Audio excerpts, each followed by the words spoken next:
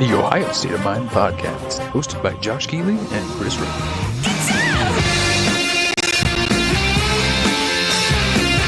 Oh, yeah. Oh, yes. It is Sunday, the 22nd of December. This is the Ohio State of Mind podcast. I am Chris. Back with me this week is Josh. Josh, quite a week. How was your week? It was good and bad. Good and bad. Had Okay. a son. Very exciting stuff. Holy hell. And then that selfish bastard immediately ruined my Saturday by getting sick, so I couldn't go to the Ohio State game. Very unfortunate. I want to thank my friend Nick, who, when I texted him, hey, I'm not going to be there, was very thoughtful and immediately responded, can I get your parking pass? So it was Hell yeah. yeah. No, but we're home. Justine did great. Killing it. It was rough for her at the beginning, and then she finished strong. Baby's healthy-ish, and we're home ready to rock and roll. And the Buckeyes look great, dude. The Buckeyes look great. At least she didn't take her foot off that accelerator in the fourth quarter. That's what I like to hear. That's right. Hell God yeah. bless her. Hell yeah. It is episode 57. It might be like 58, but who's paying attention? It's 57, and 57, we picked Mike Kudla. Mike Kudla, my friend. What do we say? What do we think? Yeah, man, that's the only one I can really think of is Mike Kudla. I mean, played a meaningful role. All Big Ten, national champion. May he rest in peace. I think he also has some records as far as the bench press goes. Absolute 615. 615 on the bench press. Absolute gym rat. A complete unit. I think he still has the Fiesta Bowl record as well for most sacks with 3.5 in a game. No way, is that right? 3.5 in the Fiesta Bowl against their was that Brady Quinn? Yeah. Yeah. Oh yeah. 3.5 sacks. Yes, gone far too soon, without question. Yes, absolutely. Tragic. Gone too soon. But you know what's not gone too soon? This feeling of a fucking Buckeye team that knows how to play football. Good transition. I'm here all week. You know who's not gone? The Buckeyes from the playoff race from the very night. I was gonna say, you know whose bloodline isn't decimated? I'm sorry. No. Jesus Christ. All right. Okay. All right. Anyways, moving on. Buckeyes and the Tennessee Volunteers. It was the 8 o'clock slot, the last game in this first round of the college football 12-team playoff. Yeah. Before we go Bucks, the 3 games prior, anything that just blew your fucking mind of those 3 games, other than the scores? All right, let's recap them one by one, shall we? Yeah, absolutely. Let's pull up. So the first one was obviously Indiana and Notre Dame. Yep. Okay. Friday night. Notre Dame absolutely dominated Indiana. Yes. As you know, I'm kind of an Indiana Signetti homer. My stance was always that Indiana does not have the talent Notre Dame does. No one ever said they did. When Ohio State played Indiana, my handicap was that Ohio State's going to smash them. That was not a surprise because the depth and the talent the gap is just too big. Once again, we saw Notre Dame just have too big of a talent gap, and Indiana still was in it. Indiana didn't get blown out. Notre Dame just owned. There was just no fear of Notre Dame ever losing. If that makes sense. There's no really better way to describe it. If you watch football, you know what I mean. I thought Indiana looked fine, but people are messaging me like, oh, this is proof Indiana didn't deserve to be in the playoffs. Maybe they were a fringe team. Would I have had them in my playoffs? Probably not. But it's hard to argue. I mean, the big argument was them versus Alabama. That's not where I would have gone. I would have thought BYU makes an argument. Miami makes an argument. Alabama does make an argument. But they also lost 2 games to teams that weren't ranked, that are like 6 and 6. You know what I mean? Like Indiana, like what is your point? Like, oh, Indiana's schedule blows. Okay, Indiana didn't lose any 6 and 6 teams. So I don't know what point you think you're trying to make. Alabama was going to get rammed in the ass by Notre Dame too. In South Bend, like I don't know what point they're trying to make. So Notre Dame's just a good team. Notre Dame's a very tough team. Notre Dame's a well-coached team. You and I talked briefly about how I like Marcus Freeman That would be one I would have over Ryan Day. And then people get really upset because he lost a couple games to some shitty teams, but he's still very young. Whatever, beside the point. But Notre Dame's a tough team. I don't think there's any shame in what Indiana did. I don't think this is not a lesson. You can't. I don't understand the people that are pissed off. I don't understand the people that think that this is evidence that Indiana didn't deserve to be in the playoffs. It's like, bro. I think my biggest question was who lost confidence. Did Curtis Rourke lose confidence, or did Cignetti lose a lot of confidence in Cignetti early in that game? What do you mean? I don't.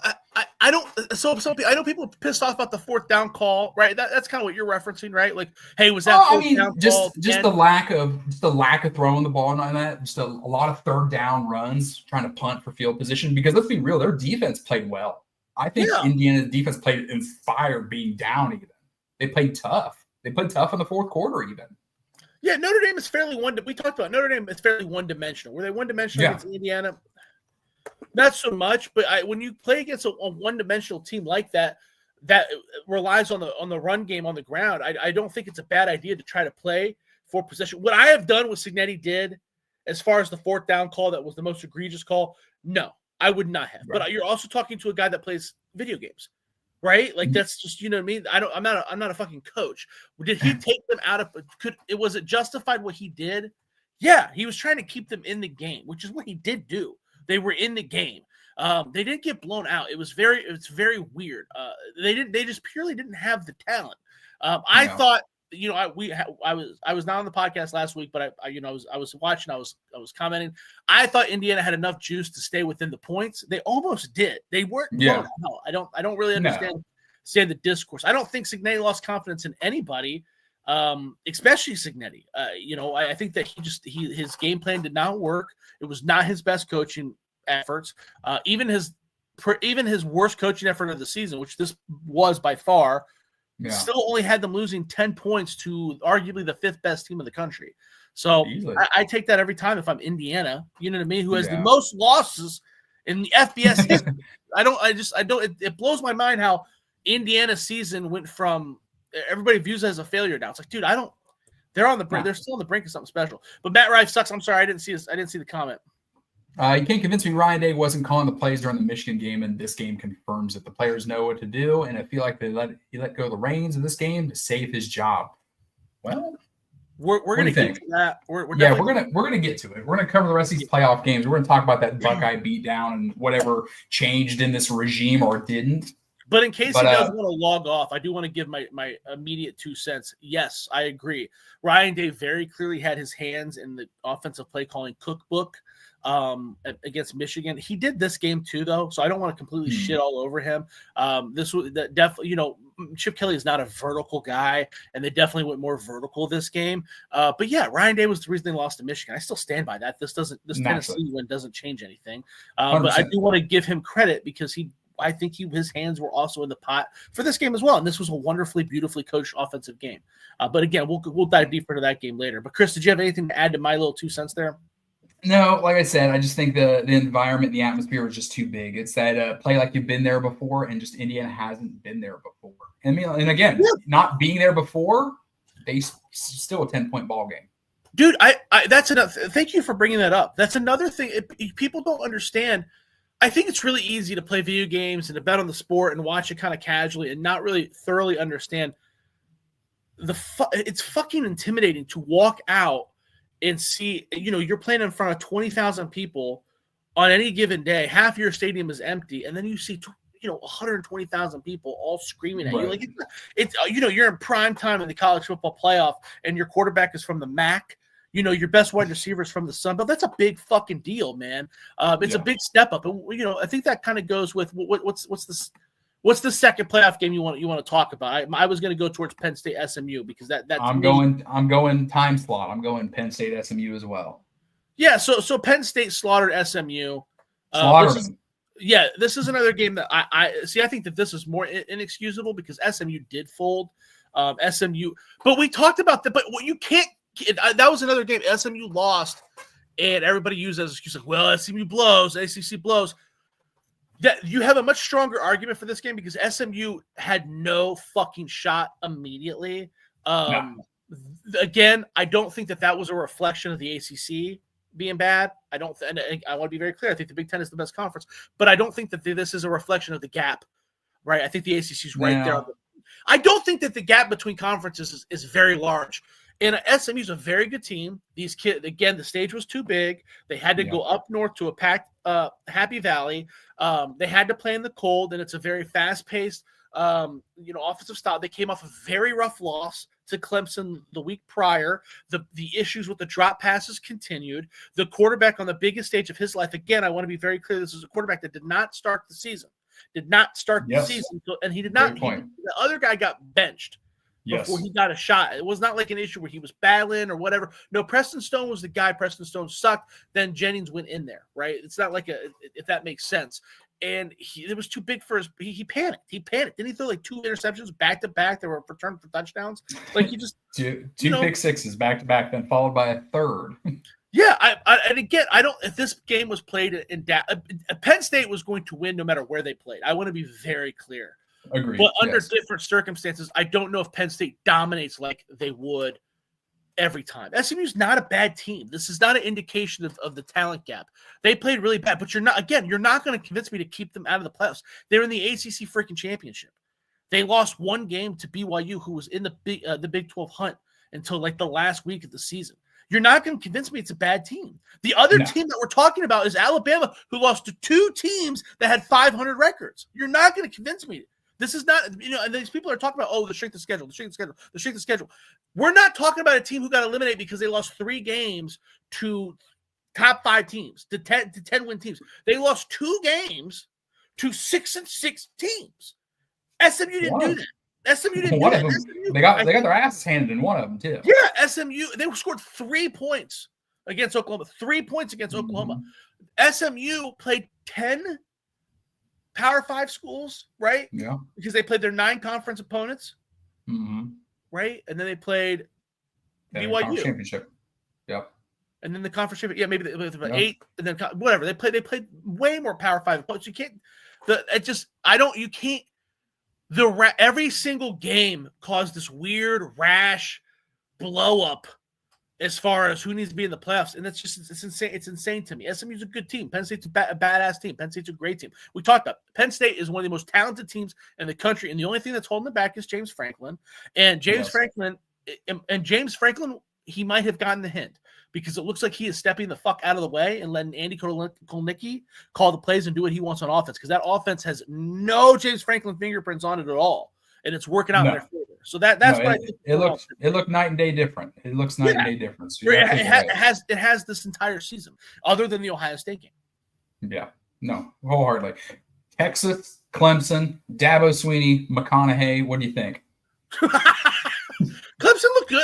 Clemson, if you want to make an argument that Clemson shouldn't have been in the playoffs, okay, I'm listening. But again, they won the ACC, right? So how you gonna keep them out there? Texas looked good though.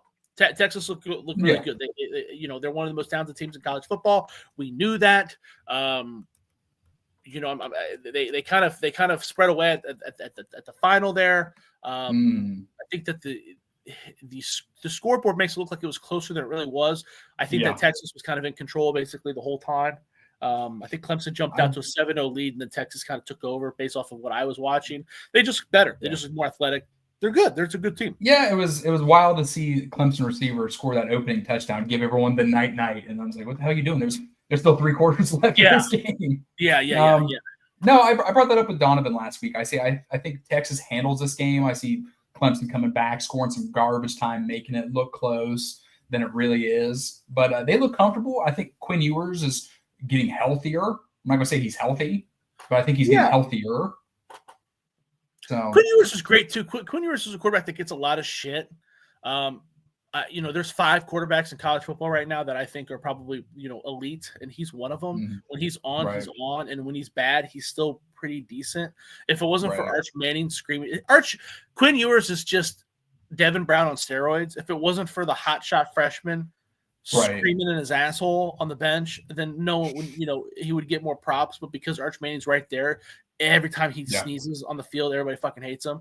He's inconsistent. He's not Carson Beck. You know what I mean? Like, his lows are still higher than Will Howard's lows, and I love Will Howard. I love me some Will Howard. His lows are he throws some pretty balls. I mean, he throws balls that are way prettier than Dylan Gabriel. He throws probably the prettiest ball in the entire playoff scape. I wouldn't argue that. One bit. So that brings us to the game in Columbus Saturday night. We sit here and we can talk about all of the who should have got in, who shouldn't have got in, all this. But I will say this. There are 3 SEC teams that no one had a doubt about. And those were Georgia, Texas, and one of them being Tennessee. No doubt. Yeah. And Ohio State did what they did. What do you think? Yeah, man, Tennessee's really good. We talked about Tennessee being really good. I was really upset I missed your show last week. I was out of commission all last week. Barely wrote for Buckeyes Wire at all, which is a damn shame, because I was really pumped about this game. And basically, the game happened exactly like we talked about 2 weeks ago. My handicap was basically perfect, and that doesn't happen very often. But Tennessee's a great team. They got 10 wins. This is probably the only playoff game where no one argued about who deserved to be in, because both these teams deserve to be in. Yes. Tennessee had a really good defensive front. We talked, but that was it. That wasn't it. Okay. Tennessee was running really back. Yeah, Tennessee's really good everywhere, but the thing that makes them special is their defensive front. Their defensive front is the best Ohio State was going to see by maybe not a huge margin, but by a large margin comparative to everything else around it, right? Michigan and Penn State may have had the same level of defensive lines. Agreed. Like Michigan had a great defensive line, but the talent around Michigan, it didn't matter, right? Tennessee, if you pay attention to the defensive lines, something else is talented enough to kind of make up for that. But they do have issues. Their starting safety is Andre Tarantine, who couldn't sniff the field at Ohio State, right? This is not a perfect team. On offense, Nico Iamaleava, he's the most accurate passer in college football if everything is 100% in his favor. If he has to think or do anything, he's Dylan Raiola. He was the same thing I said about Dylan Raiola. He's the weakness of their other offense because he's young and they keep throwing him out there. But he makes mistakes after mistake after mistake after mistake. And once he started shitting down his leg, he got cracked real good. He tried to just scramble for the first downs to keep the chains moving, and it was too late. And that's exactly how we've been. The offense was always going to be it was always overrated. We talked about it. People argued with me all week. Oh, they're number one. Then they have the number one running back in college football. They have the number one offense. Yada, yada, yada. Mm-hmm. The running back did nothing. He did nothing. He's a really good running back. He's a really good He's a really good running back, but he benefits from the high, fast-paced offense. And he was productive against top-notch SEC opponents. So I'm not going to shit on him. But to act like the offensive statistics of Tennessee wasn't completely skewed based off of them just pile driving the first, the shitty opponents.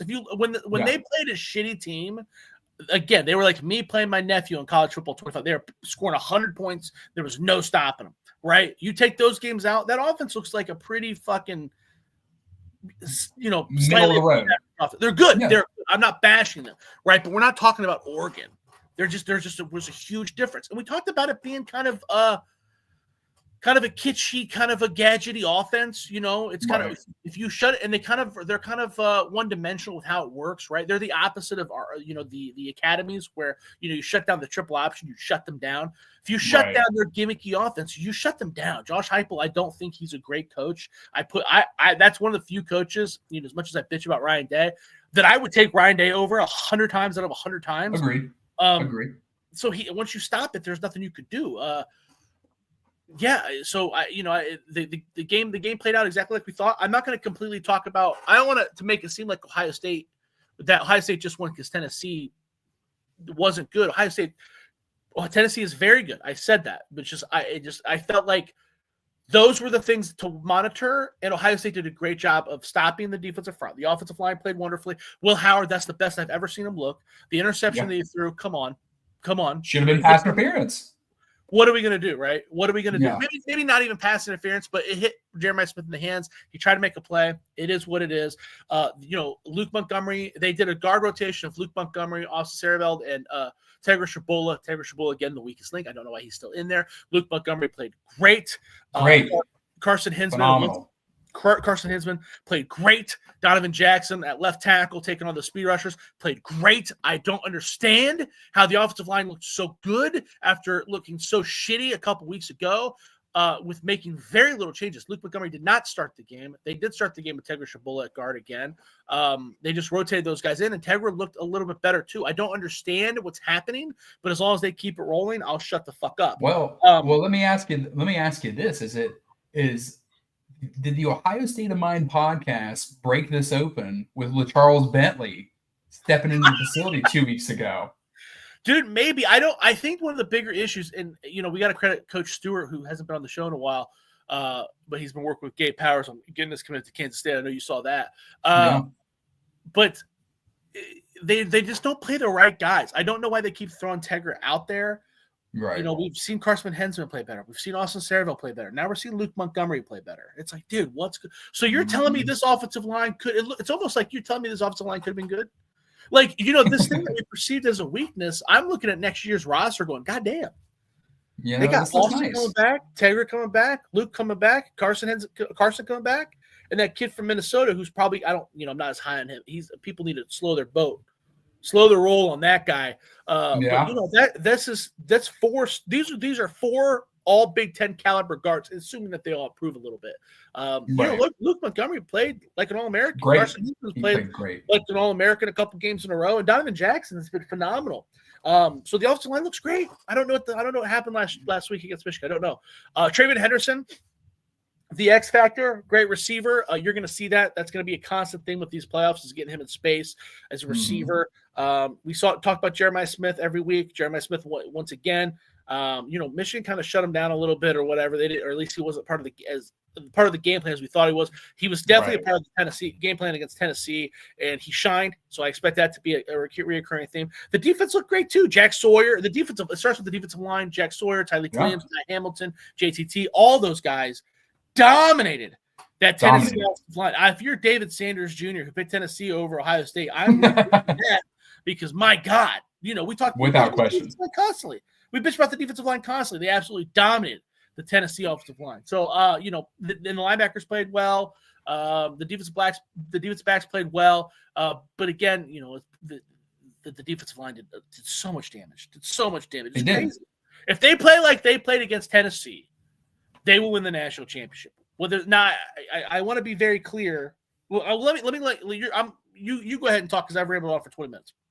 Well, I'm going to go with the good. The good was obviously Jeremiah Smith, Will Howard. Jeremiah Smith, the freshman, he went over 1,000 yards. He was 6 targets, 6 catches, 103 yards, 2 tuds. Looked phenomenal. Will Howard played his best, most inspired game of the season. 100%. Running backs looked well. The offensive line had a little bit of dog in them. Yeah. And I don't know where it came from. We're still figuring that out. And we just hope that they can build from that and build going into the Rose Bowl. And I love the fact that everyone's, we always sit there and talk, hey, we love that Ohio State gets that opportunity to rematch against Oregon, And now with this college football playoffs, this formatting, the granddaddy of them all, the Rose Bowl, does feel like it's elevated like it used to be. And that's what I'm extremely happy about. Look at my little graphic, though. Obviously, like I said, Will Howard. Hey, the young female at the band that ESPN had to just drill on her crying her last time at the band. I'm glad somebody gave her a rose. Good for them. And of course, Caleb Downs didn't get his roses last year from losing to Michigan with Alabama. He got his roses this year. Yeah. Good for him. Hey, that defensive line. And you know what? You sit here and talk about Nico Iamaleava, and nailed the pronunciation there. I know, right, man? He's you did. He was that self-tightening noose. All Ohio State did was play soft coverage, drop 5, and just ran 4, maybe 6. Rush 4, maybe 6, and let that disrupt him. They gave Iamaleava all that time to hang the noose himself. And it worked. And it worked perfect. You gave him too much time, which gave the defensive line enough time to make their move. But you gave them enough time to make their mistakes too. I mean, that with all of that, it wasn't anything. We were talking about coverage on 3rd and 7, and we've got corners on receivers backed up at 10. And it's all we were doing. Like, hey, listen, You're going to make your move. We know you're coming to these sticks, and we're going to step up, and we're going to let your quarterback just hang himself. And what it was. And I really think the game plan, I like Matt Rife said, hey, the game plan, I don't know what's changed. I don't know who called plays. I don't know what it leaned more this way, more that way. All I can say is, hey, they averaged an insane 7.8 yards per play. This is a Buckeye team that we expected all season. Yes. I mean, honestly, this is even better than what I expected. I mean, Tennessee's defense is good. It's very underrated, and what they did on offense is extremely impressive. And if they can continue this role, they will win the national championship. The defensive play, how defensive line play, that is what I expected. That is what I expected. I expect them to completely rattle and destroy a freshman quarterback, get them out of the rhythm, and end the game. That should be if a cracking helmets. Yeah, if a freshman quarterback rolls out on the field, the game should be over. And they lacked that against Nebraska. They didn't get the greatest pass rush against Michigan. I mean, there's games where they were not great. The defense was not great. This was not one of them. So this is what I expected. Again, if they play like this moving forward, they will win the national championship. I do think that some Ohio State fans do need to slow their roll. I got a couple people that already texted me like, "What do you think about Ryan Day now? What do you think about Ryan Day now?" And it's like, okay, he won a game that I thought that they would win against a team that he should have beat. And we still don't have a trophy. We don't have a conference title. No. It is what my feelings on Ryan Day have not changed until they're hoisting something of meaning. With that said, I do want to give him credit because he did outcoach Josh Heupel. That was they went in with a plan. They executed, and I see no flaws with what they did. Ohio State fans also need to slow their roll on. There's like a weird love-hate relationship what they have with Will Howard. I think Will Howard's great. I think that people underestimate him. I'm so shocked how many people hate him. We've had people on this show talk about how we love JT Barrett. If they had JT Barrett, it's like, what are you talking about? Why do you think Will Howard's worse than JT Barrett?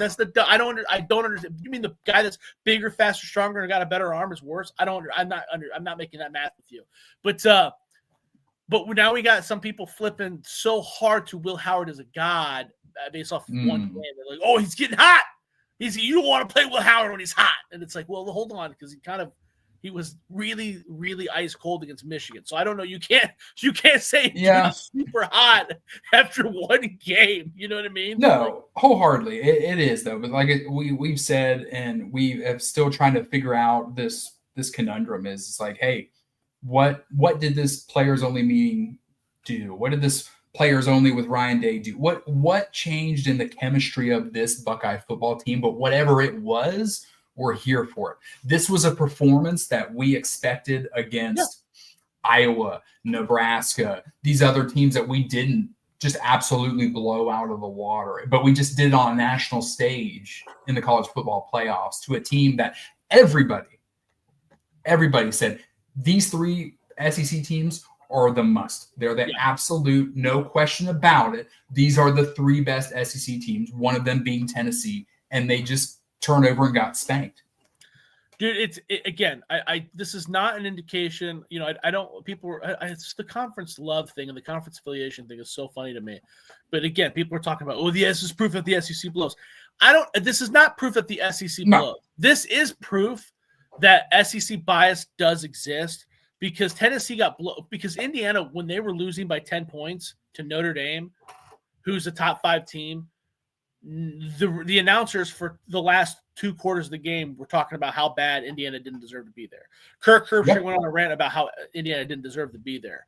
When Ohio State was just butt fucking Tennessee, they didn't do that to Tennessee. They didn't, they didn't talk about the SEC in a negative light. Matter of fact, there was a little graphic that came on ESPN showing the Ohio State record, the losing record against the SEC. So it's like, what do you do? Like the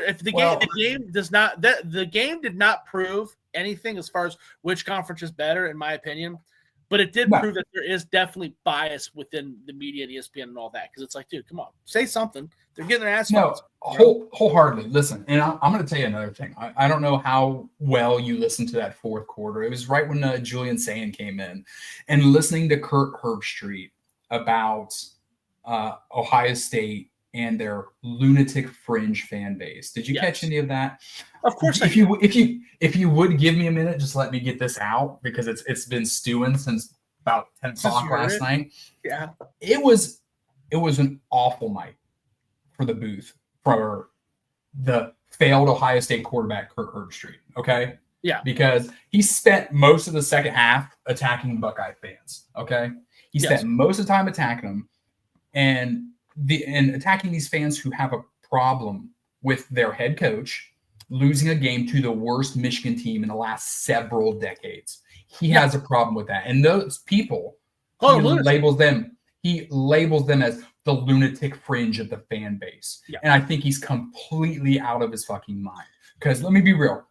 It's been a tough week for Herbstreit, right? Because I'm sure he's still reeling that the Ohio State coaching staff didn't take time away from their college football playoff prep to congratulate his 0-star son for committing to Michigan. I'm sure he's real tore up about that. Yeah. But to have, and let's not get it mixed or anything. We're talking about the same Ohio State alum who has 5 touchdowns, 11 interceptions, and 0 wins against Michigan. Yep. But he wants to go ahead and label these passionate fans, these fans who have by no way, shape, or form in the imagination have went after players. None of them, if you're going after players, if they're going on the X and if they're calling and doing these, then yes, they are the lunatic fringe of the fan base. But these are passionate fans who have a higher standard for this football team.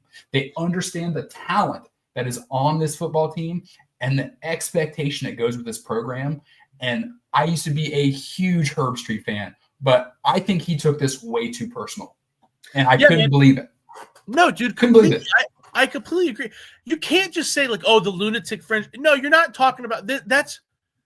You can disagree with somebody about this. You can maybe you think Ryan Day should stay. That's fine. But to act like someone's a lunatic for saying that, hey, we've lost to, like you said, the worst Michigan team in 30 years, and we haven't been in Indianapolis since COVID. And we were there 8 times in a row under Urban or whatever. Like that doesn't make you a lunatic, right? You shouldn't be messaging players and all that, right? He's just butthurt. I don't know what his deal is. Ohio State fans were maybe too hard on him 10 years ago when he moved down to Nashville or whatever. I know that Ohio State fans have not been super kind to him, basically because he is a company man. He can say what he wants, but he's a company man with the SEC and the ESPN, and that's how it is, and that's fine. And I like Herbstreit. He says a lot of good stuff if you can read between the company man bullshit. Oh, absolutely. Absolutely. But yeah, he can fuck off. Like the lunatic, like, what do you mean? What do you mean? They have the if it wasn't for them being Ohio State, they might not be they wouldn't even get a home game, dude. No. Ryan Day has benefited from the fact that they are Ohio State. That's it. No, absolutely. That's it. And I to call people a lunatic fringe, that I agree with you. That I don't pay attention to shit he says. But that also pissed me off. It's like, dude, come on, man, get over yourself. Yeah, and again, I've always been a huge Herbstreit fan. I enjoy listening to call games. I think him and Fowler are 2 of the best in the booth when it comes to covering college football. But like I said, when I think it looks bad on him, I think it looks bad on ESPN. But it did. It surprised me. And then of course, like. They pan to his son who's not dressed. And he's like, there's my son right there, the one that's not dressed, not doing anything, not the walk on who's only able to walk on because his dad and his granddad played there. It's just right. And of course, like I said, are we going to go scorched earth because we offered your no-star fucking son, didn't offer him a thing? Like, give me a break, you. I have no idea. I have no idea what's going on in that guy's head. But the lunatic fringe, and you said like the higher fans expect the lunatic fringe or the fans that expect a higher expectation. Dude, this is not a higher. That's the thing I don't get. This is not a higher expectation, bro. This is the expectation. This is just the standard. That's it. They haven't won in 5 fucking years, man. You know what I mean? Like, they haven't won a Big Ten championship in 5 years. Someone sent me this meme of, like, I think a Tennessee fan wrote it, like, oh, out of the 56 national championships, Ohio State's been to 2 or 7 and won 2. But yeah, you would think that they expect to be there every year. No one, not one Ohio State fan expects to be in the national championship every year. Not one. That's how they treat it. They treat these people that are pissed off like me because they keep losing to Michigan as lunatics. You think that they should win the national championship every year? No, I think that they should beat Michigan every now and fucking again. That's what I expect, right? I shouldn't be, it shouldn't be a half a decade for me to see an Ohio State win. I don't or over Michigan. That is not an unreasonable thing that you've spun into making me sound like a fucking maniac. And I agree with you. I agree with you. Well, let's close on this. I will say this for the weekend that we have seen this first ever inaugural 12-team playoff. Maybe it was less about being undeserving for Indiana, SMU, and Tennessee. And I think, honestly, it's more about dominant performances by Notre Dame, Penn State, and Ohio State. I think that's the bottom line. I don't understand all this bitching. Like anybody that you're talking about that would have gotten in, Alabama, BYU, Miami, they would have got fucking destroyed by these teams too. Look at the 4-team college playoff. A good chunk. I don't know what the statistic is off the top of my head. I saw it this weekend. I can't remember, but a good chunk of the 4-team playoff games were blowouts too, right? Like absolutely. It is, and that's fine. Blowouts happen in college football. These 18-year-olds roll over, and they don't want to fucking be there, and you get blown out. You go in an uncomfortable environment, you're too big for your britches, you get blown out. Any of those teams that you're playing, 12 is a good number. I would extend it to 16. That's what I would do. But I don't. If I'm looking at this 12 teams, I really don't think that anybody below in that 12, 13, 14, 15, 16 spot, I don't think any of them really had a chance. I really don't. I think there's a pretty big gap. I would support a 16-team playoff though, because I do think that same boat. It's a conversation for another day, but we've talked. It's less about the talent gap of the top 16 teams, and it's more about the scheduling of the playoffs is weird with the bye and shit. Like, I mean, Oregon's got a pretty tough road to hoe, and they're the number 1 seed. Is that right? You know what I mean? And it's very weird, but we'll talk about that another time. No, absolutely. But again, at the end of the day, Buckeyes survive. Buckeyes come out and shock this lunatic fringe of a fan base and dominate. And absolutely dominate. They look good. We're excited for the trajectory that this Buckeye team is on, and we hope we can keep it rolling. We got another 10 days before the next game, but we've got New Year's Day. We're back in the Rose Bowl. Who's got it better than us? We do. Go ahead. No, go on. I'm sorry. But we got a big gap. No college football playoff games this week, but we do got a plethora of bowl games this week with your holiday season, and we've got a slew of them where I think we're just going to go and just rapid fire some of these. And plus, I think more than anything, they're not all Big Ten bowl games, but anytime it's a December game, let's talk about it. Also, I kind of just want to just say some of the names of these bowl games because that's always fun. Yeah, shit. Like, come tomorrow at 11 a.m., we've got the Myrtle Beach Bowl. Yeah, man. Who are we looking at? We've got Coastal Carolina and the University of Texas San Antonio. The Myrtle Beach Bowl.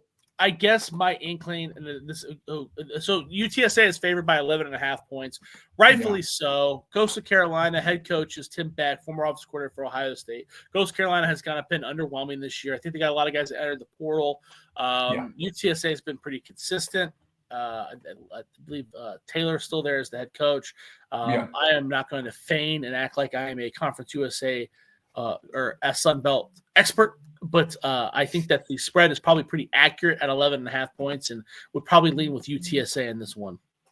I'm with you on that one. The base of knowledge I have for these two programs is very slim, other than the individuals who run. I can't say I've watched either of these teams play this year. I'm going to go with Vegas on this. I will tune in at 11 a.m. That's actually 8 a.m. for me. So, yeah, why not? I got nothing to do. I'm off the rest of the week. Also, one of my favorites, just after that game ends, the famous Idaho Potato Bowl. What do you think? Is it going to be Spuds or is it going to be French fries? Spuds or French fries in the cooler? I don't know. I did get to interview Nathan Rourke, the MVP of the 2020 Idaho Potato Bowl. Yeah, he actually wrote, and I had him customize a jersey. I had him autograph a jersey for me, customized to say Idaho Potato Bowl MVP. He was like, "Dude, are you joking?" He couldn't figure out if I was making fun of him at first. I was like, no, I'm not making dope. And he's like, okay. But I think I'm going to go with, man, I don't know. This one's weird. Northern Illinois is favored by 3.5 over Fresno State. Northern Illinois is coached by Tom Hammock. Fresno State has a new head coach, and Matt Entz that they just hired. I think I'm going to go with Northern Illinois because they have. I think a lot of times at these bowl games, you're just trying to hope for some consistency. Of course, my bowl game betting record has been pretty garbage lately, but I think I'm going to go with Northern Illinois dropping the points. I'm going to go with Northern Illinois, get this team up from, hey, they've had the biggest upset of the year without question, I think. Well, I mean, let's not argue. I'm not going to say that. Ohio State, Michigan, that was a big fucking upset. Northern Illinois hopefully start closing out their season on a high note. I like that coaching staff. I did watch that Notre Dame Northern Illinois game. I have only Fresno State game I watched was them at Ann Arbor earlier this year. But go ahead and give me Northern Illinois. Who we got? Will. Hey guys, so glad we saved Ohio last night. May have better cancel 2025 if we lost. You're telling me, bud. No, you are telling me. All right, so we got the game above. Yeah, the game above Sports Bowl. Yes, Pittsburgh and Toledo. Oh, I thought you were. Did we do South Florida, San Jose State? Now you're gonna have to make me scroll through these. No, man. At the same time. What? Where'd you go? Go back. I'm looking. Yeah, we did skip the Hawaii Bowl. Yeah. South Florida, San Jose State. This is actually one I actually kind of like. San Jose State's favored by 3 points. Right. And Niumatalolo, the old Navy coach. Yes. He's coached at San Jose State. He kind of edited the offense too. He kind of ran more of a triple option offense when he was at Navy. Right. No, man, what he's done at San Jose State's actually pretty cool. Edited that offense, revised it. They're winning some games, so I like them here. I like San Jose State. I like what I believe was the receiver in Nash that got just absolutely screwed out of the Bolitnikoff this year. Give me San Jose State. I like that. Yeah. The game above Sports Bowl, Pittsburgh versus Toledo in Detroit, Michigan. I hate all of that. Yeah, so you got let's look. Pittsburgh is a 6.5 point favorite over Toledo. Man, this is Pittsburgh was riding high for the whole first half of the season, weren't they? Yeah, Pittsburgh had that new transfer quarterback, the 5-star quarterback from Alabama, Eli Holstein. Classic Pat Narduzzi fashion. Pittsburgh just kind of fell apart. It's hard to bet on Toledo because they are a MAC team. You got to think they're going to be overmatched by Pittsburgh. Pittsburgh's very dominant. Classic Pittsburgh team's very good in the trenches. But Jason Candle's a good coach. I'll take the points here. This will be one where I take the underdog. I'll take the 6.5 of Toledo. I'm going to take Pittsburgh. Just again, I'm just going to take this MAC matchup. I'm going to go Pittsburgh on this one. Will, how much longer do these bowls last? Curious if they make money. Will, like we were talking with that 16-team playoff that we both love to see, I turned on a couple bowl games this last week and just looked at empty stadiums. I'm like, if we bring these athletes a week early, they do all their fun things with the community and they do all this. Why are we not giving these tickets away? Why are we not filling this stadium? Why are we not going to the community and giving these tickets away and filling the damn stadium? It's the holidays. Who wouldn't want to get some free tickets and go to their young children and be like, hey, you want to go to a football game? Who's in it? Doesn't matter, nerd. Let's go. Like, come on. I don't know why they don't do them on campuses. Yeah, because they would make money and people watch them. I mean, they do make money and people watch them, but you don't need to have the Hawaii Bowl. Just play it in San Jose. Just I don't know. I don't know. It needs to be fixed though. And then some of these games too, they're kind of hard to bet on. I don't know if you watched the Jacksonville State Ohio game. I did whole thing. Yeah, but it's hard to watch because it's like half the teams are in the portal. Neither team had their head coach. It's like, man, this sucks. So that was actually the one I was referencing. I turned it on and I was like, okay, hey, OU going for their first 11-win season, and there's nobody in the stands. Okay, that had the makings of being the best bowl game on the slate, and it because the head coach was remote.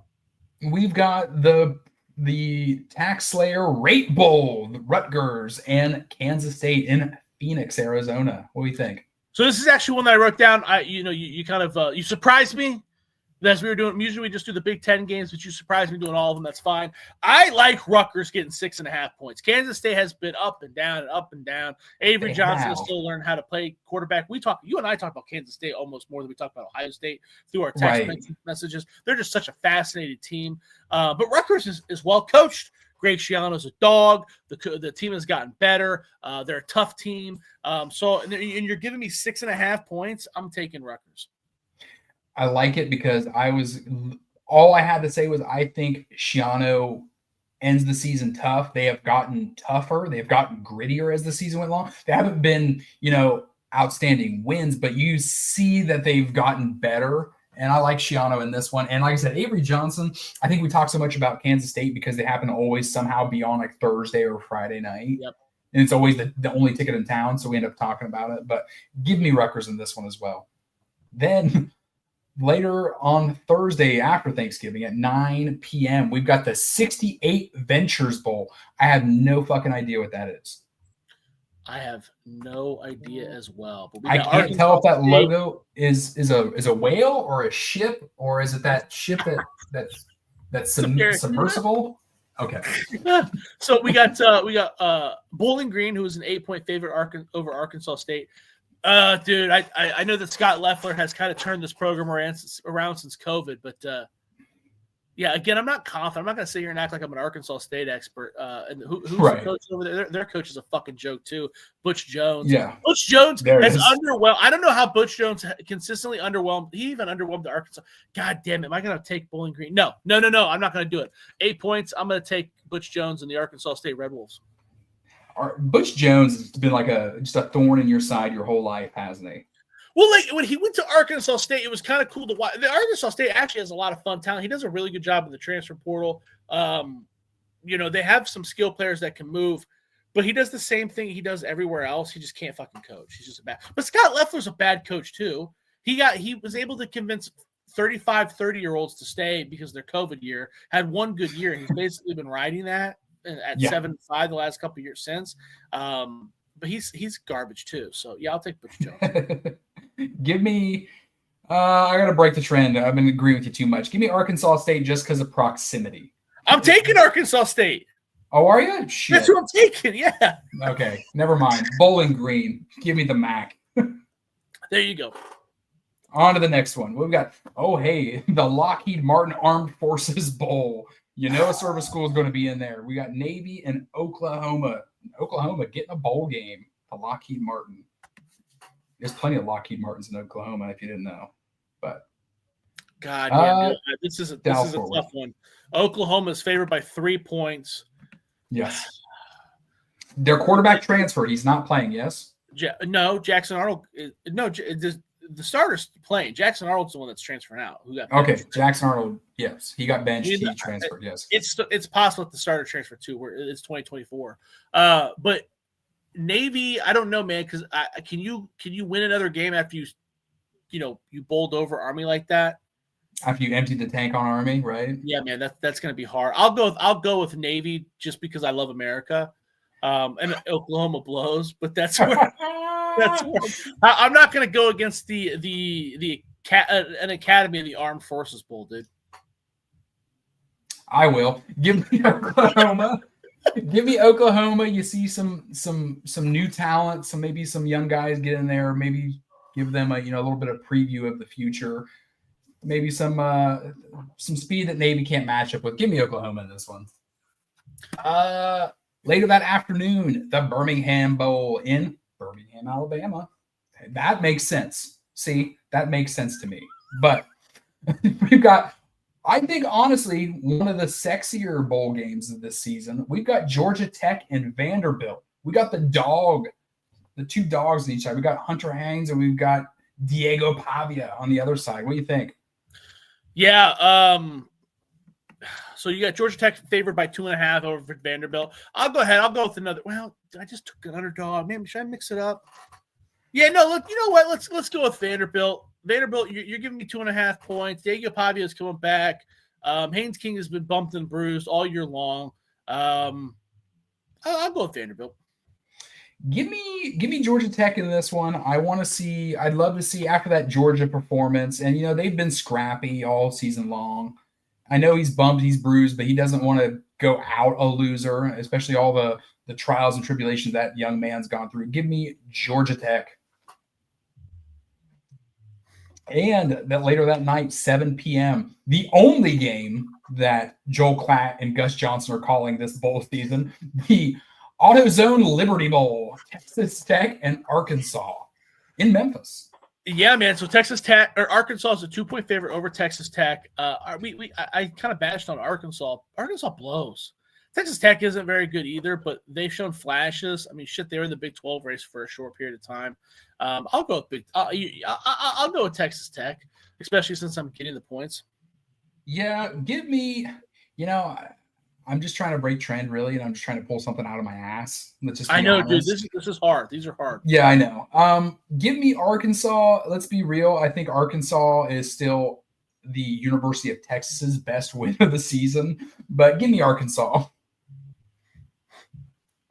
Staying 1 hour later, we've got the DirecTV Holiday Bowl. There's going to be some unbearable commercials. Syracuse and Washington State. Now, is the Washington State quarterback Mateer? He left, yes? Yes, he did. Okay, I don't know. Have they played the backup at all this season? No, I don't. I mean, not any meaningful snaps. Jake Dickert's gone too, isn't he? Yeah, Jake Dickert's gone too. I mean, shit, give me Syracuse by 100. Yeah, man. Syracuse is favored by 16 points, and they seems pretty motivated. Kyle McCord's playing in the game. Dude, how long does Kyle McCord play in this game? The first half. I mean, Syracuse should blow them out. Washington State, half their team is in the portal, and their coach left. So, yeah, we've got on that same night, man. 27th is just stacked. The SRS Distribution Las Vegas Bowl. We got right. Texas A&M, right? Texas A&M and USC. Texas A&M, USC in the valley. Yeah. Texas A&M is favored by 3.5 points over USC. I'm going to roll with Texas A&M. USC's hot garbage. Lincoln Riley is really trying to scrape by and keep his job. I'm sure he's working the transfer portal way harder than he's trying to coach this game. Mike Elko, I don't think Texas A&M blows, but Mike Elko seems like he's cooking something there. You're trying to bet on teams that buy in, right? Yeah. In bowl season, I don't think anybody's buying into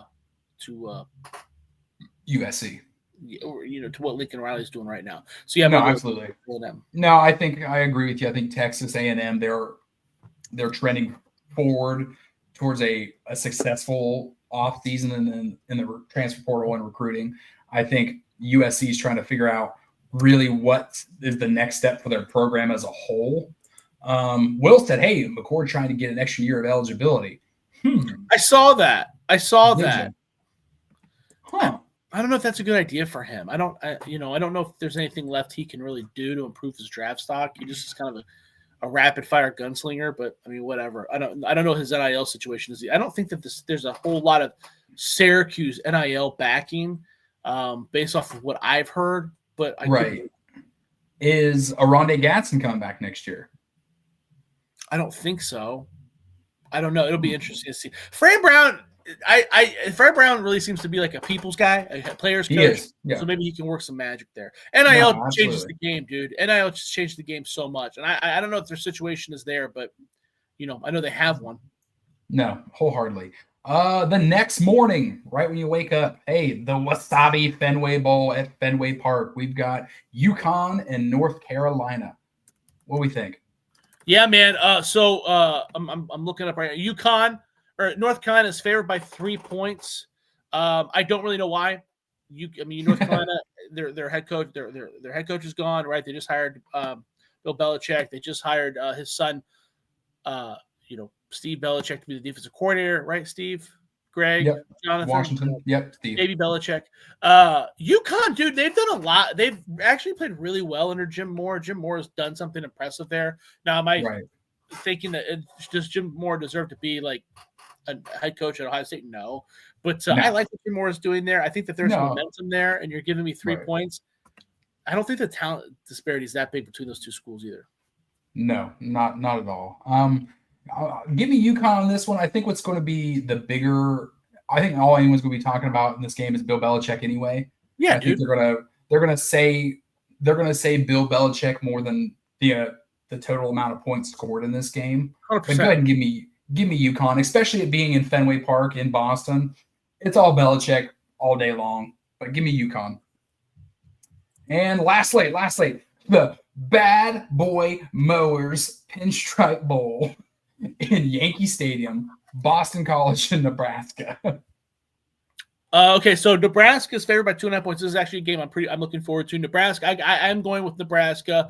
I think Matt Rule is a great coach. He's got this team on the up and up. I think they're really focused. He's going to use this practice time in this bowl game to kind of start the momentum for next year. What Bill O'Brien has done at Boston College should be applauded, but he's already kind of taken them to their ceiling. I think that there's a pretty large talent gap between these two teams, especially since Thomas Castellanos is elected to transfer. Of course, they won without him, so what do I know? Will Buck's got a couple comments in here. What happened? Oh, my bad. There you go. What happened to USC? Lincoln losing it. Thought he would have it turned around in no time. No, hey, listen, he was a coach that had a good quarterback always. Let's be real. He was a coach who had a quarterback with some athletic ability and talent everywhere he went. Yeah, man, I like Lincoln Riley. I don't think he's done so. I think that USC is. I don't know. I think that it's weird how when he lost to Utah, everything kind of fell apart. He's so focused on getting the best quarterback and getting a quarterback that is like, I don't know, fits his weird stereotype that he can't. He's losing good, chasing perfection or whatever it is. But I still like Lincoln Riley. I wouldn't fire him if I was USC. And I have a hard time. I see they've already fired a couple of people on that staff. But hey guys, good to hear surgery was successful. Coach Stewart, that's great to hear. That is great to hear. OSU successful removed Ohio State coaches' heads from their asses. Oh. You had me there for a second. Damn you, that was good. No, I agree. This is a highlight reel tape for incoming recruits for Matt Rule and Dylan Raiola. I do agree that Bill O'Brien has done a lot more than I expected with Boston College. You and I we still have a conversation to be had about Bill O'Brien in the offseason that we talked about. That's just mind-blowing, but we'll save that for that. Same day, 2:15, the Isleta New Mexico Bowl. I couldn't tell you, dude. We got what is it? The Isleta? Isleta. I'm gonna look it up. So we got TCU favored by 12.5 over Louisiana. That's a pretty big spread. I mean, there's got to be something going on with Louisiana that I don't know about. Louisiana's had a pretty decent season. I like their coach, Desimore, Desimo, however you say it. I think he was kind of up for coach of the year. That makes me feel like someone's transferring. I don't know about it. I'll lean Louisiana, but man, I don't know. That spread's got me weird. Yeah, the lack of knowledge on this one, I'm gonna have to go with the spread as well. They know something that we don't. Coach Stewart, hey, what about those Kansas State Wildcats? Hey, they've got themselves a new linebacker on the way.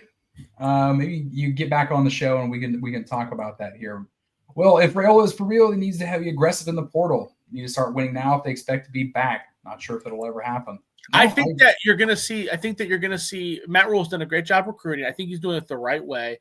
He's sprinkling in portal additions, but he's really trying to build through the recruits. And I think you're going to start to really see dividends next year. But again, we'll see. I've been wrong before.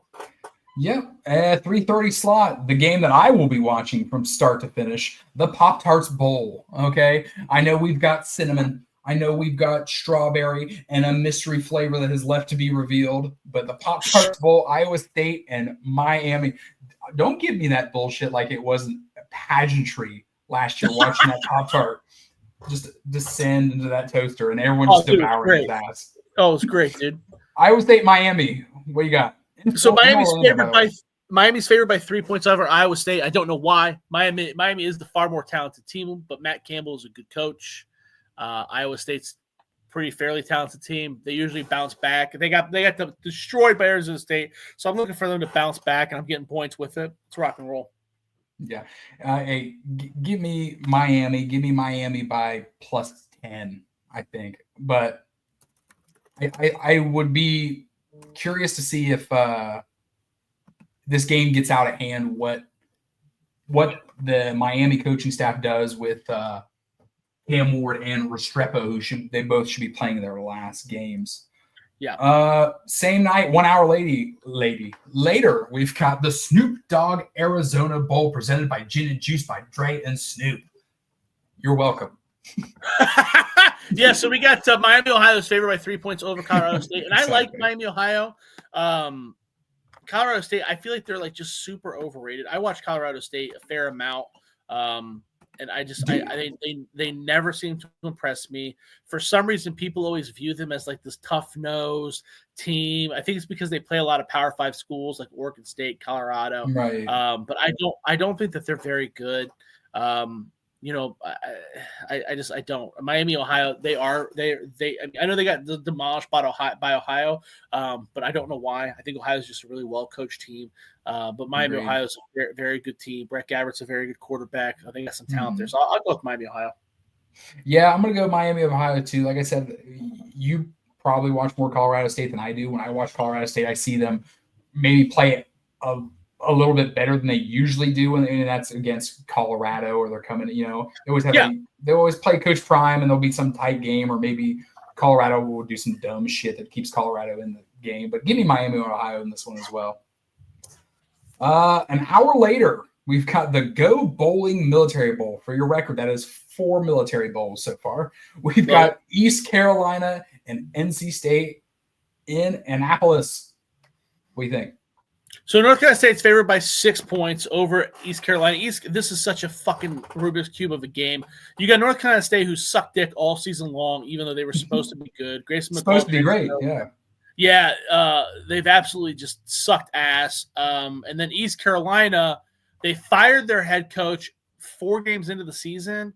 Yes. And their interim coach basically only lost one. Their interim coach went undefeated and then got hired full-time in mid-season because he was doing such a great job, and they got fucking demolished by, I believe it was Navy. So it's like, Navy, dude, and the teams that they won against were like really shitty teams. East Carolina always recruits well. They always have a couple guys that are like, oh, man, that guy, like Caitlin Hauser's their quarterback. He was a former 4-star that played at Michigan State for a brief period. God, this is a hard game to pick because it's just like, dude, I don't know what to do here. I'll go with East Carolina because I'm getting the 6 points, and I talked a lot of shit about North Carolina State to give those points, but this is not the greatest game. Or this is not the greatest, strongest handicap. No, it's not. Let's see, Will, government money being spent wisely. All these bowl games, you're right, Will. I'll just go opposite on this one with you. Let's see that. Give me the name of the NC State wide receiver again. What's his name? God damn it! Wild name. You know, he's going to go out here and let's say he goes out here and puts together something for the scouts. Like I said, I could be either or on this game, but I'll just for parity, I just give me an NC State. Why the hell not? We'll see where everything lies. Oh, you're bothering me. It's bothering me now. I gotta look.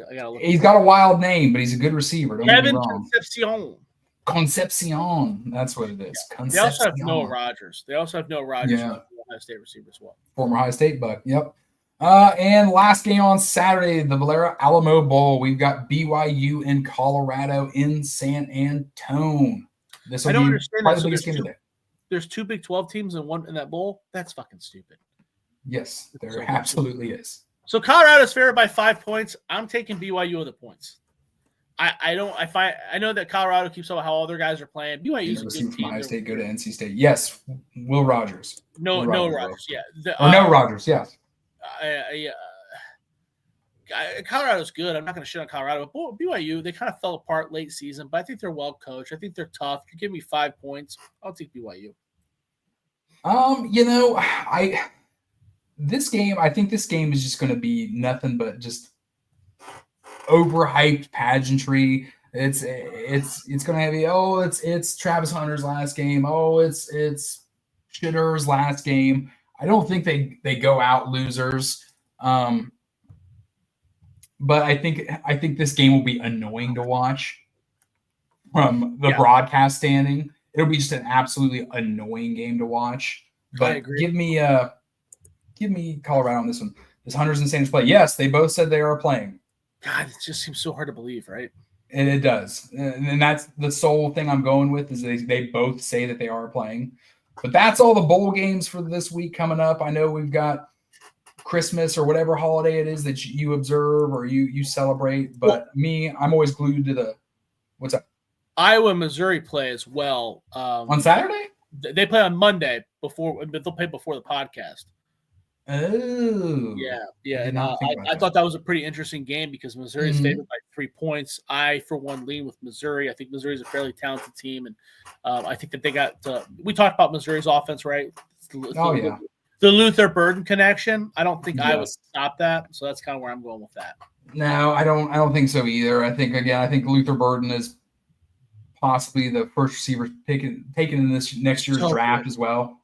I think he's got a lot of NFL qualities that scouts love. Mm-hmm. But no, and just those are the bowls for this week. We know we've got Christmas, we've got other holidays, this, that, and third. I make it a point to try to turn at least all these games on a little bit. I just try to eat snacks and cheeses and crackers and summer sausages, be a big fat fuck and watch football. But before we go. He's loading up on some. Oh man, this has got to be the only fucking football podcast where they say loading up on summer sausages. Summer sausages, baby. Pepperidge Farms. Where's the Pepperidge Farm Bowl? That's half my intake. But we're not going to get into it. But hey, we know what the quarterfinals look like. We will be back on Monday the 30th. The only game the following day we have is Penn State and Boise State. We're going to talk all 4 of these games. We're going to go ahead and we've got a plethora of Big Ten teams playing that week as well. Merry Christmas to you, darling. Oh, Jesus. Good old mom. Hey, thank God. Big shout out for Melissa. Okay. Big shout out to my mommy. I did something very embarrassing with the car seat. Did not know how to use the car seat, Chris. Did not handle the confusion with the car seat well at the hospital. Lost your shit, did you? Dude. Oh, losing my mind. How does he fit in here? So 34-year-old me had to call mommy to bring the backup car seat that I actually didn't even want to buy. But thank God Justine's been on top of the essentials for the baby. Right. So mom had to run out and bring me my car with the backup car seat that we do. So you know it's funny too, Chris. You know which one it was? I've been on this podcast and bragged about my $700 car seat 45 fucking times because it turns into a stroller and all this. Don't know how to use it. Didn't know how to use it. So had to use the $90 car seat. You know, the one that's just basically just a brick. Oh, dude, miserable. Thank you, brother. It's always a fun time. But no, we'll be back next week. We're gonna talk these 4 big playoff quarterfinals in depth. We're going to obviously give a little bit more time to these games, but we're going to cover just any of the big bowls, but we're going to obviously cover the Big Ten. We've got some Big Ten teams playing some meaningful football next week as well. We've got New Year's Eve right at 7:30, that Penn State Boise State game. That's going to be a real fun one to watch. That one with Ashton Genty with coming off that second place in the Heisman. See how that big, almost a month now that he's gotten off and to recover. Let's be real. Boise State's been running him into the ground. We all know about Ohio State, Oregon. We know that's going to be in the granddaddy of them all in Pasadena. You know, Fowler and Herbstreit will be on the call for that one. It almost feels, I don't know, maybe it just almost feels it feels odd to me that you get that Georgia Notre Dame game after. But you know that I think the Oregon Ohio State game is obviously the biggest matchup of the week. But yeah, I don't know. Traditionally, always the Rose Bowl is right there at 5:00, so you get that Rose Bowl sunset everyone loves to look at. I think that the Georgia Notre Dame game is probably going to be better. We haven't. You think seen so? It. We haven't seen it. They line up interestingly well together. Ohio State, Michigan. I'm not saying it should be over early, but I could see if Oregon gets out on top, Ohio State's probably going to roll over. And if Ohio State can get out on top, I don't think Oregon's going to be able to catch back up. So that game, I don't perceive that as being as interesting. Georgia Notre Dame's just really, really interesting matchup to me. So much hate on Herbie. No, I don't hate Herbie. It's just he's just a company man that's very clear and it's just annoying. Actually, I'm glad you brought that up because I do want to add before we cut this off. That was another really fucking annoying thing about the broadcast is they kept talking about the amount of Tennessee fans there. I know a million people that went to the game and it wasn't like that. It was like 20% Ohio State or 20% Tennessee. Like, I mean, it was that's usually way more than what you typically see. But the broadcast, they kept acting like it was like 40-60. That's not the case at all. Well, it was brought up a handful of times. We're talking Herb Street brought up 30,000 to 40,000 on a couple of different. So fucking dumb. Yeah. That's a third of the stadium. That is verifiably inaccurate from people that I know that were there. I wish I could have gone, but obviously I was unable to. But that was just I don't know why they do that. There were a shit ton of people that drove up here tailgate. My buddies said, I mean, there were a lot of people said that, hey man, there's a shit ton of people here. Tennessee dudes tailgating and hanging out and partying outside the stadium, but they were not. They did not all get into the stadium. It was not the case. I don't know why they had to push that narrative. Loved it when they invaded the parking lot. That's true. They did do that. There were a lot of Tennessee. I would bet like when they said that the game day crowd was like 40% Tennessee. That's probably accurate. Oh, absolutely. The it was. I watched it. Yeah. That's probably accurate. There was a shit ton of parking lots filled with Tennessee fans.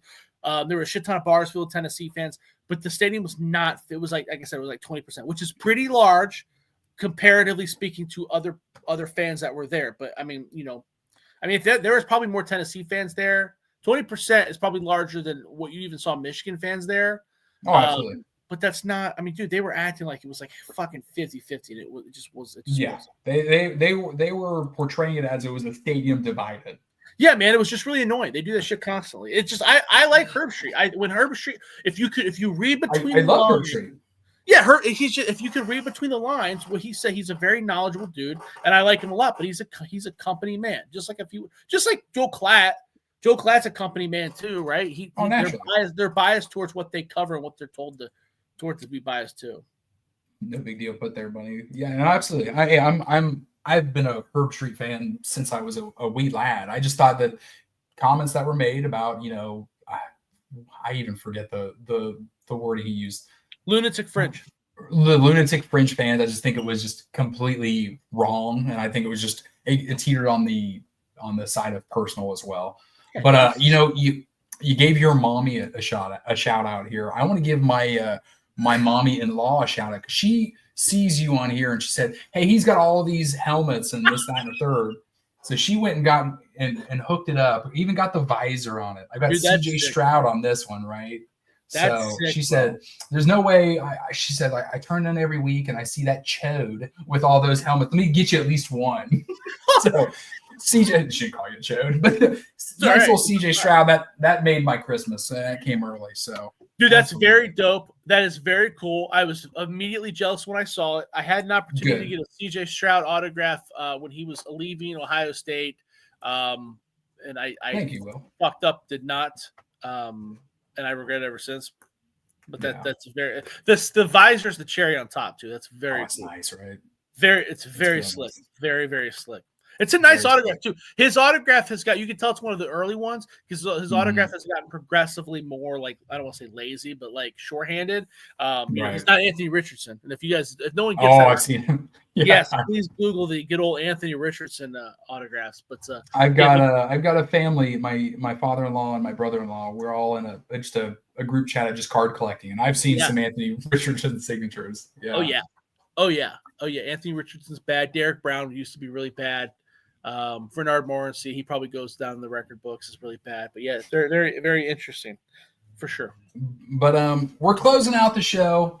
To each and every one who jumps on, likes, comments, subscribes, we appreciate you. If you could go to the YouTube and do the same, you would make our Christmas season fulfilled. Josh, congratulations on the baby. Each and every one of us are happy for you. We're glad that we ushered in a baby, and the first win this little guy was alive for was a dominant one that really kind of knocked the socks off all of us, but we all knew that they were capable of doing it. Yes. Big shout out to Craven Moorhead Keatley. Stop.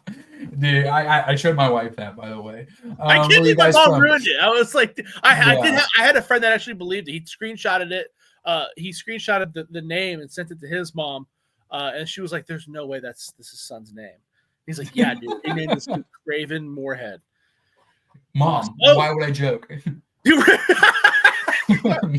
I'm from Zanesville, Ohio. So just, look, that's like an hour and a half outside Columbus.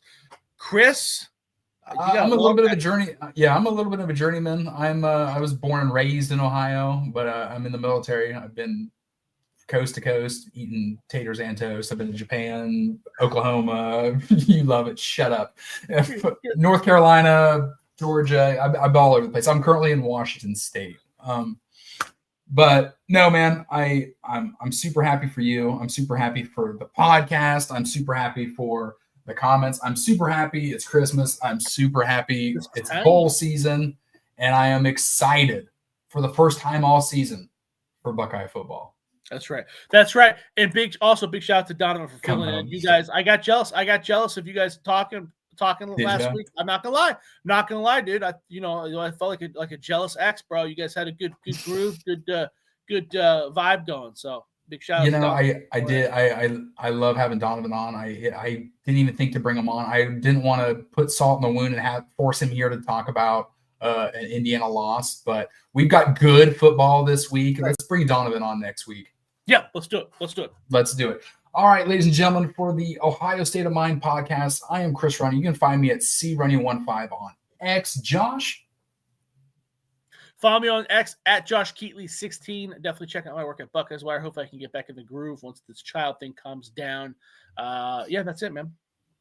All right. Well, hey, for the Ohio State of Mind podcast, we will see you next week. Go Bucks. We are Rose Bowl bound, and we'll see you next week. Take care.